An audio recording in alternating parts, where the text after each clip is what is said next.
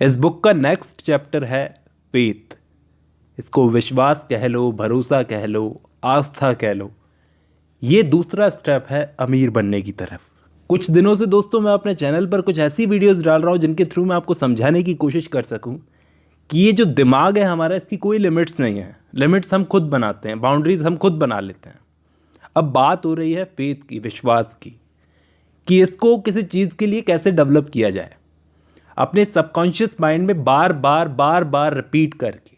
मैं आपको subconscious mind वाली वीडियो में बता चुका हूँ। फॉर एग्जाम्पल, ये बुक आप किस लिए पढ़ रहे हो उसके बारे में सोचो। क्या रीज़न है? सीधा सा रीज़न है, पैसा कमाने के लिए, अपनी इच्छाओं को पूरा करने के लिए। तो अगर अमीर बनना है तो ये बहुत ज़रूरी चीज़ है, फेथ।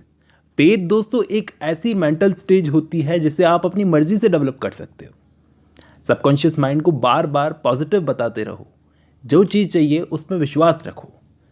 शायद इस चीज़ को समझाने के लिए एक एग्जाम्पल देना पड़ेगा, क्योंकि एग्जाम्पल से चीज़ें बहुत अच्छे से समझ में आती है। बहुत सारे लोग क्रिमिनल्स क्यों बनते हैं?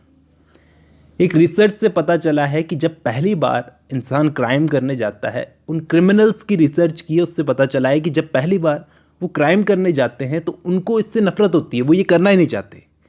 लेकिन जब वो इसके संपर्क में आ जाते हैं, बार बार करते रहते हैं, तो उनको आदत पड़ जाती है। जैसे पहली बार चोरी की तो उसे कोई मन नहीं था चोरी करने का, फिर तो आदत ही पड़ गई, क्योंकि फिर ज़रूरतें ख़त्म नहीं होती।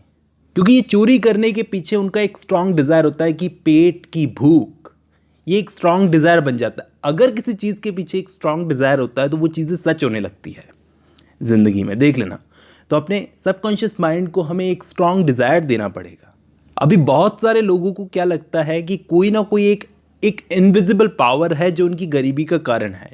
कोई एक इनविजिबल पावर है जो उनको गरीबी में जकड़ के बैठी है। वो कुछ चाह के भी बाहर नहीं निकल पा रहे हैं। दरअसल उनको ये पता नहीं होता, वो ये खुद कर रहे होते हैं। कैसे कर रहे होते हैं? वो इनविजिबल पावर सबकॉन्शियस माइंड होता है, वो अपने माइंड को गलत सिग्नल देते हैं, नेगेटिव सिग्नल। तभी वो गरीबी में हैं। उनको ये छोटी सी बात नहीं पता। यहाँ मैं इस बात को फिर से बताना चाहूँगा, क्योंकि ये ज़रूरी भी है कि अगर आप अपनी इच्छा को सच में बदलना चाहते हो तो उसे सबकॉन्शियस माइंड तक एक बार पहुँचा दो। क्योंकि अगर कोई आदमी बार बार किसी झूठ को बार बार दोहराता है तो आखिरकार वो उस झूठ को सच मानने लगता है।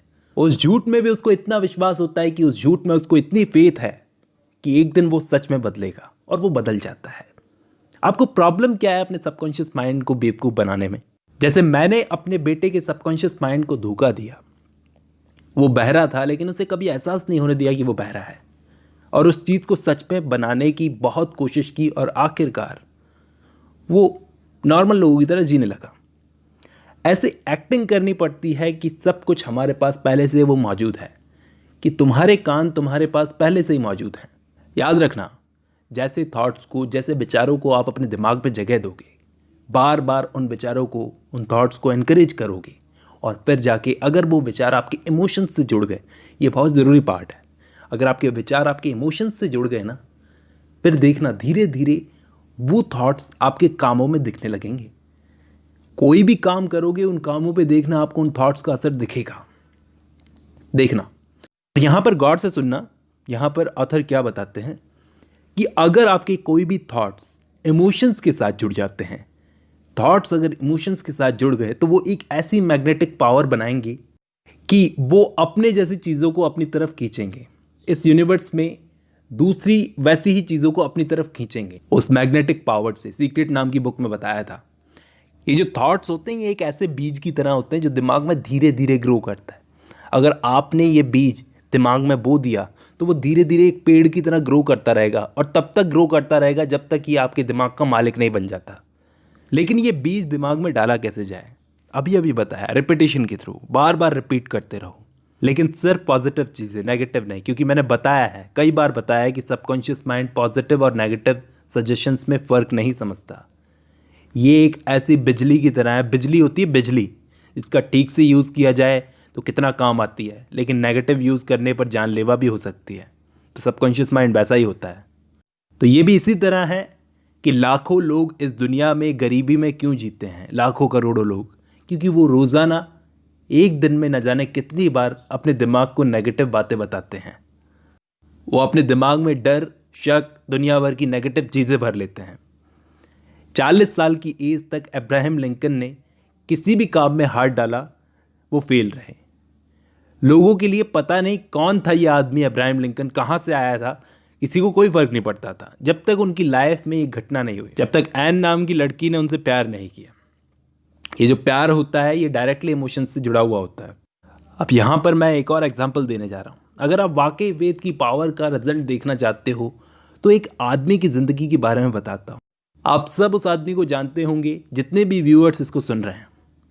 उस आदमी को फेथ की पावर पर इतना भरोसा था कि पूरी दुनिया को बता दिया, और उस आदमी का नाम है महात्मा गांधी। इस आदमी में इतनी फेथ थी कि इस फेथ के ज़रिए, विश्वास के ज़रिए इस आदमी ने अपने टाइम पर, उस टाइम पर जितनी पावर जमा की, शायद ही किसी जिंदा आदमी के पास इतनी पावर रही होगी उस टाइम पर, जबकि इनके पास कोई हथियार भी नहीं था इस पावर को पाने के लिए। पैसा, जहाज़ या दुनिया भर के दूसरे औजार, अरे खुद का घर भी नहीं था, एक सूट भी नहीं था पहनने के लिए। लेकिन फिर भी अपनी फेथ की पावर से सोचो, 20 करोड़ लोगों के दिमाग में अपनी सोच को कैसे डाला होगा इस आदमी ने। आज देख लो यूट्यूब पे सबसे बड़ा चैनल कौन सा है, टी सीरीज। उस एक चैनल के 10 से 11 करोड़ सब्सक्राइबर्स हैं, 11 करोड़ फॉलोवर्स होंगे सोशल मीडिया के ज़माने में, आज के ज़माने में। और महात्मा गांधी ने 20 करोड़ लोगों को अपने साथ में शामिल किया था। तो ये होती है फेथ की पावर। उस टाइम पर तो सोशल मीडिया भी नहीं थी, क्योंकि फेथ की पावर के अलावा कोई और पावर ऐसा नहीं कर सकती थी। उन्हें विश्वास था मैं ऐसा कर सकता हूँ। एक छोटी सी कहानी सुनाता हूँ। ये कहानी है 1900 की, जब यूएस स्टील कॉरपोरेशन बन रहा था। ये कहानी आपको बहुत कुछ सिखाएगी, इसको गौर से सुनना। 12 दिसंबर 1900 की शाम को यूएस में 80 अमीर लोग एक जगह पर इकट्ठे हुए। वेस्ट से एक आदमी आया था जिसका सम्मान हो रहा था वहाँ पर। तो वहाँ पर एक चार्ल्स एम श्वाब नाम के बंदे ने स्पीच देने की सोची। तो लोगों को लगा ये अमेरिकन लोग भाषण वाषण नहीं समझते, तो यहाँ पर 15 मिनट में अपना भाषण ख़त्म कर देना, सजेशन दिया उनको। तो वहाँ पर जॉन मॉर्गन भी मौजूद थे। थोड़ी देर के लिए वो आ गए थे यहाँ पर बैठने के लिए। सबने डिनर किया। बहुत कम बैंकर्स और ब्रोकर्स श्वाब से मिले थे। कोई श्वाब को जानता तक नहीं था वहाँ पर। लेकिन जब श्वाब ने स्पीच देना शुरू किया तो लोगों पर उनका इतना असर हुआ कि 1.5 घंटे तक वो स्पीच देते रहे। स्पीच खत्म हो गई, लेकिन लोगों से उसका असर अभी तक नहीं गया था। 1.5 घंटे की स्पीच, 15 मिनट की बात हुई थी, 1.5 घंटे तक चलती रही। तो मिस्टर मॉर्गन श्वाब को साइड में ले गए और उनसे 1 घंटा बात की। मॉर्गन उस वक्त बहुत रिच आदमी थे। उनके सामने ये स्टील की बात बहुत लोगों ने निकाली, लेकिन वो किसी की नहीं माने। लेकिन श्वाब की स्पीच से वो इम्प्रेस हो गए और उनको साइड में लेकर के गए, उनसे बात की। अब दोस्तों, एंड्रयू कार्नेगी, जिन्होंने इस बुक को लिखने का आइडिया दिया था, उनका भी उस वक्त बहुत बड़ा ट्रस्ट था, बहुत बड़ा। उनका साम्राज्य बहुत बड़ा था स्टील के अंदर।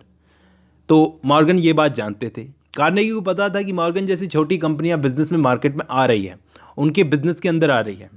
तो कार्नेगी को बहुत गुस्सा आया। वो कच्चा स्टील बेचते थे सिर्फ। अब कार्नेगी बहुत बड़े आदमी थे उस वक्त, तो उनके बिना कोई भी ट्रस्ट नहीं बन सकता था।